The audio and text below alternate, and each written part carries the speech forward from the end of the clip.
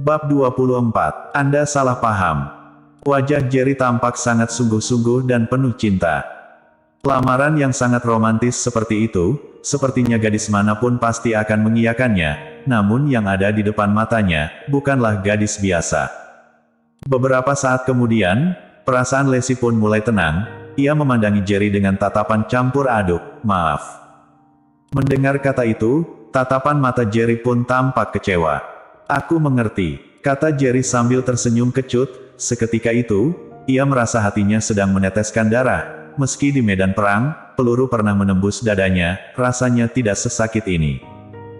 Melihat rupa Jerry yang kecewa itu, Lacey juga merasa sangat sedih. Ia maju ke depan, sedikit membungkukkan tubuhnya, lalu memegangi Jerry yang sedang berlutut itu untuk berdiri. Jerry, aku berharap kau bisa mengerti, aku bersedia untuk bersama denganmu, bukan karena cinta, tapi karena happy. Lacey berkata dengan lembut sambil menatap Jerry. Sementara ini aku masih belum bisa menerimamu, tapi tidak berarti kelak tidak bisa, kuharap kau bisa memberiku waktu, bolehkah? Ucapan awal Lacey membuat Jerry sangat patah hati, namun ucapan terakhirnya membuat Jerry gembira seketika. Boleh. Jerry berkata dengan penuh semangat, aku akan menunggu sampai kau mau menerimaku. Lacey pun menghela nafas lega, hatinya sangat bercampur aduk, saat ia melihat Jerry berlutut dan melamarnya, hatinya benar-benar luluh, namun pikiran rasionalnya memberitahunya, ia hanya terharu saja, di antara mereka, selain hubungan malam itu, tidak ada perasaan apa-apa. Di saat bersamaan, di kafe seberang Starlight Garden Hotel. Choku berdiri di depan jendela kaca yang besar, melihat keadaan di depan pintu Starlight Garden Hotel. Komisaris Su, saya sudah membawa mereka datang. Lalu, sang sopir pun pergi. Baru saja Choki membalikkan kepalanya, ia langsung melihat seorang wanita parubaya berjalan ke arahnya, lalu mengulurkan tangannya dan berkata, halo, Besan. Halo. Choki mengangguk dengan sopan, lalu ia bertanya, Anda adalah ibu dari Nona Qin, Nyonya Zhou ya? Yuri segera menarik Yumi kemari, lalu berkata dengan senang, aku adalah ibu Yumi, Yuri Zhou. Ini adalah pertama kalinya Yuri melihat Choki secara langsung, begitu melihat Choki bersikap sesungkan ini padanya, ia pun tersenyum dengan sangat senang. Besan, kelak kita adalah satu keluarga, tak perlu bersikap sungkan, kata Yuri.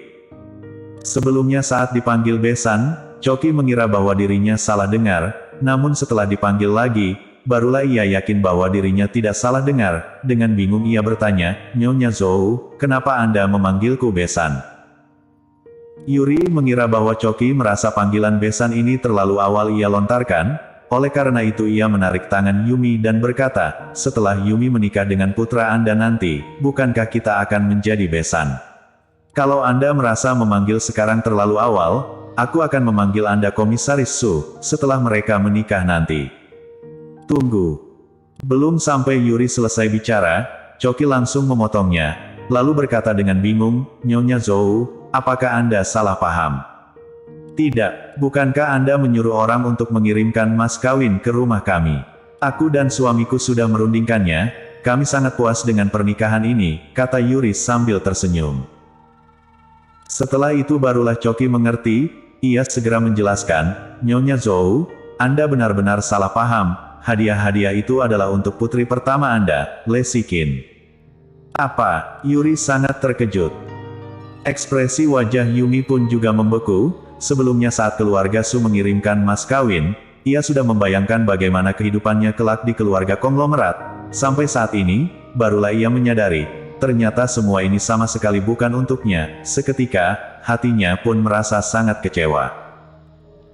Yuri juga hanya terkejut sejenak, lalu ia tersenyum malu, tidak apa-apa, semuanya sama, keduanya juga adalah putriku, masalah pernikahan Lacey, Anda juga tidak perlu khawatir, besok aku akan menyuruh mereka untuk mengurus perceraian.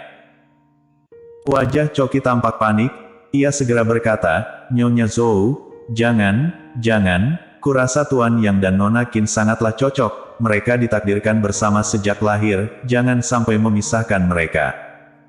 Komisaris Su, apa maksud Anda ini?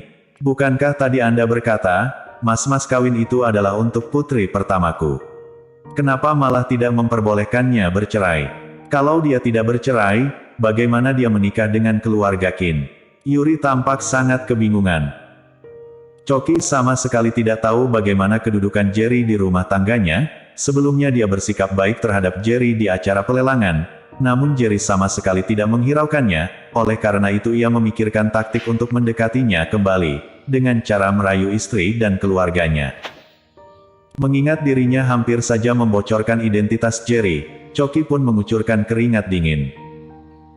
Ia mengusap keringat dingin di keningnya, lalu menjelaskan, Nyonya Zhou, Anda salah paham, aku hanya punya 2 orang putri, tidak punya putra. Apa? Yuri pun langsung bangkit berdiri, dia selalu mengira bahwa putra Choki menyukai Yumi. Setelah gembira bukan kepalang beberapa hari ini, baru sekarang ia tahu bahwa dirinya salah sangka, Choki sama sekali tidak punya anak laki-laki. Wajahnya tampak sangat muram, ia bertanya, kalau begitu keluarga Su mengirimkan begitu banyak hadiah, untuk apa? Yuri merasa sedikit marah di dalam hatinya, ia merasa dipermainkan. Choki berpikir sejenak, lalu segera berkata, Nyonya Zhou, Anda pasti salah, hadiah-hadiah itu bukanlah mas kawin, melainkan hadiah terima kasih, untuk mengucapkan rasa terima kasih kami keluarga Su pada menantu Anda. Rasa terima kasih pada menantuku. Maksud Anda, Jerry Yang? Tatapan mata Yuri penuh dengan pandangan tidak percaya. Choki mengangguk, benar, Tuan Jerry Yang, sebelumnya dia telah membantu keluarga Su. Oleh karena itu aku menyiapkan hadiah untuk mengungkapkan rasa terima kasihku. Maaf sekali telah membuat Anda salah sangka. Dalam hati Choki berpikir, kalau bukan karena bantuan dari keluarga Yuan, tidak akan ada keluarga Su yang sekarang. Dia adalah pewaris dari keluarga Yuan, seharusnya tidak masalah kan kalau berkata seperti ini. Hati Yumi pun merasa sangat kecewa, ia tersenyum pahit dan berkata, ternyata, aku yang berpikir terlalu banyak. Lalu, ia pun berjalan ke depan jendela, melihat ke arah atap hotel di seberang, yang penuh dengan kelopak mawar beterbangan, serta kembang api yang berwarna-warni. Pandangannya penuh dengan rasa iri. Malam itu, Lexi baru saja pulang. Yuri langsung menariknya, Lexi, malam ini adalah hari ulang tahun pernikahanmu dengan Jerry, apa dia tidak memberimu hadiah apa-apa? Di kepala Lexi pun langsung terbesit kejadian di Starlight Garden Hotel tadi, tiba-tiba ujung bibirnya pun sedikit terangkat ke atas. Kenapa kau tersenyum? Melihat Lexi tidak menjawab, Yuri pun panik. Lexi berkata, Ma, bukankah kau ingin aku dan Jerry bercerai? Kenapa masih ingin memintanya memberiku hadiah ulang tahun pernikahan?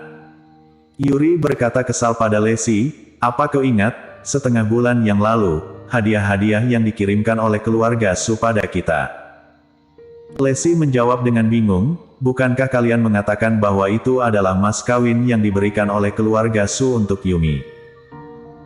Bukan, ternyata kita salah, barang-barang itu, adalah hadiah ucapan terima kasih untuk Jerry si sampah itu, katanya Jerry sudah membantu keluarga Su, mana mungkin itu terjadi? Yuri tampak sangat tidak percaya. Ma, apa sebenarnya yang ingin Mama sampaikan? Tanya Lexi. Kalau memang benar Jerry pernah membantu keluarga Su, dia pasti memegang banyak sekali uang yang diberikan oleh keluarga Su. Semua itu adalah harta kekayaan bersama kalian dalam pernikahan. Setengah dari harta itu adalah milikmu. Sekarang hubungi dia, bicarakan masalah pembagian harta dengan jelas. Kalau tidak sampai jumpa di pengadilan. Tatapan mata Yuri seperti sudah melihat tumpukan uang tunai. Bersambung.